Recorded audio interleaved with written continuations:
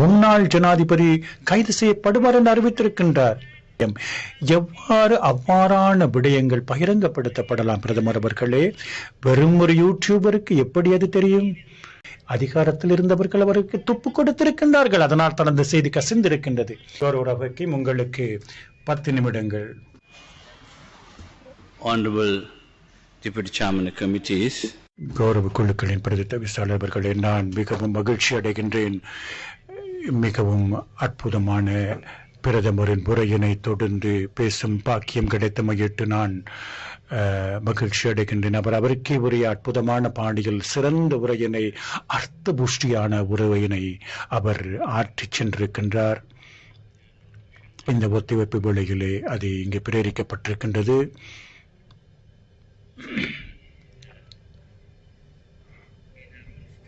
அவருக்கு உரிய பாணியில் அவர் பேசினார். இந்த தீர்க்கப்படாத பிரச்சனைகள் தொடர்பாக பேசினார். அதுடன் தொடர்பு பட்டிருக்கின்ற உணர்வுகள் பற்றி பேசினார். அவர் குறிப்பிட்டார், அவர்கள் இந்த சட்ட காப்பு எனும் கலாச்சாரத்தை முடிவுக்கு கொண்டு வருவது பற்றிய அவர்களின் கரிசனையினை வெளிப்படுத்தினார். ஒரு புதிய கலாச்சாரம், அர்த்தபூர்வமான கலாச்சாரம் பரிணமித்து வருகின்றது, புதிய யுகம் வருகின்றது என்று குறிப்பிட்டார்.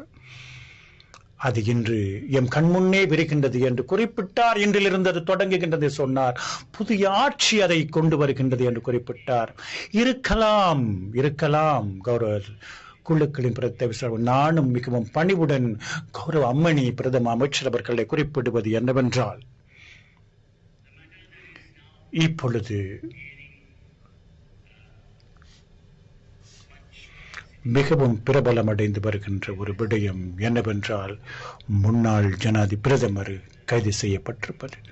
அவர் குற்றவியல் திணைக்களத்திற்கு சென்ற பொழுது கைது செய்யப்பட்டார். நான் பணிவுடன் கூறுவது என்னவென்றால், பிரதமர் அவர்களே, நீங்கள் ஒரு வைபவத்திற்கு சில நாட்களுக்கு முன் சென்ற பொழுது நான் அங்கே ஒரு யூடியூபர் அவருடைய ஒரு பாசத்தினை வெளிப்படுத்தினார். அப்பொழுது நீங்கள் எங்களுடைய சகபாடியே இருந்தீர்கள், இன்று நீங்கள் பிரதமராக இருக்கின்றீர்கள். நீங்கள் பொதுமக்கள் மத்தியிலே நீங்கள் காட்சியளிக்கும் பொழுது நாங்களும் அந்த கௌரவத்தை நடந்து கொள்ள வேண்டும். இந்த குறிப்பிட்ட யூடியூபர் அங்கே நடந்து கொண்டிருக்கின்றார். அவர்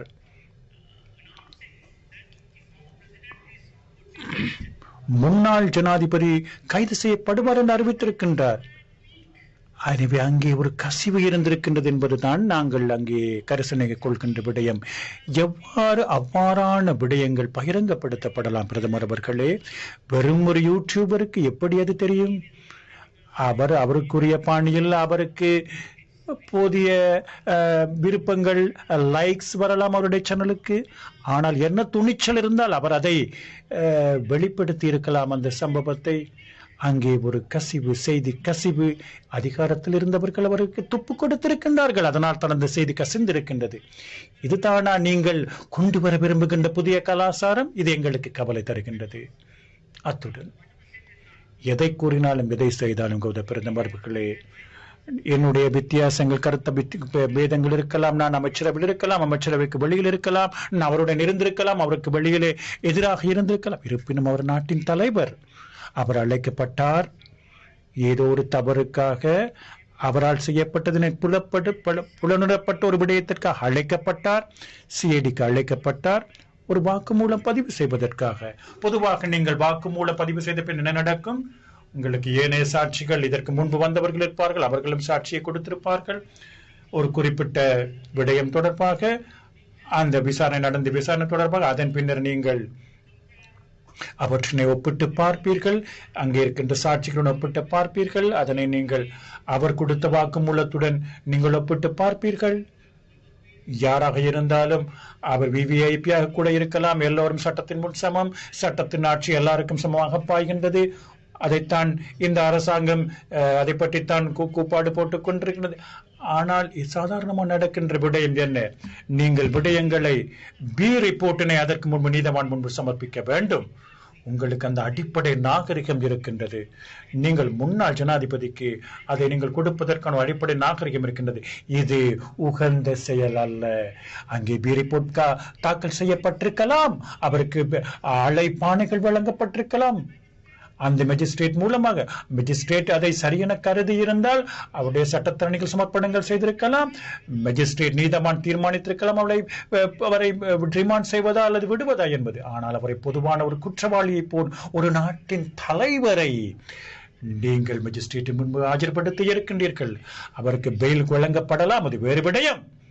ஆனால் நாங்கள் பாராளுமன்ற உறுப்பினர் ரீதியில் எங்களின் அரச தலைவர்கள் இவ்வாறு நடத்தப்படுவதை நாங்கள் விரும்பவில்லை.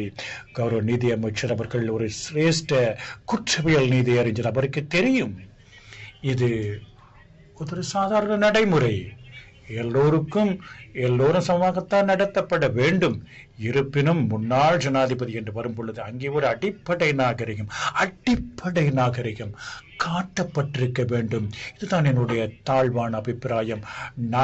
நான் அதற்கு அப்பால் எதுவும் கூற விரும்பவில்லை. அதை கூறிக்கொண்டு